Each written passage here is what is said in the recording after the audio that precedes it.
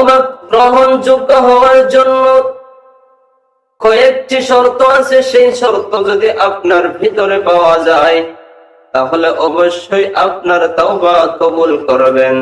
আল্লাহর হক যদি আপনি ভালোভাবে আদায় করেন নাই, আল্লাহর কথা অমান্য করেছেন, তাহলে আপনার জন্য তিনটি শর্ত, আপনার তওবা কবুল হওয়ার জন্য তিনটি শর্ত লাগবে।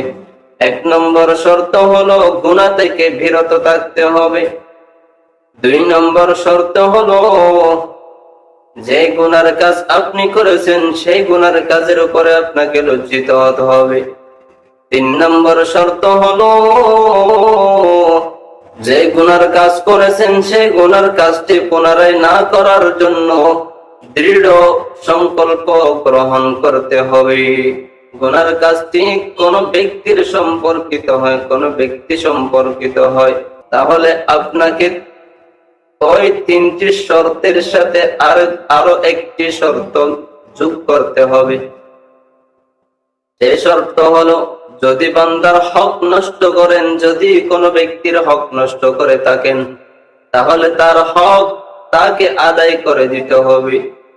তার ধন মাল যদি নষ্ট করে থাকেন তাহলে তাকে ধন মাল সেগুলো ফেরত দিতে হবে। আর যদি তাকে মিথ্যা অপবাদ দিয়ে থাকেন তাহলে তার মিথ্যা অপবাদের শাস্তি তোমাকে গ্রহণ করতে হবে।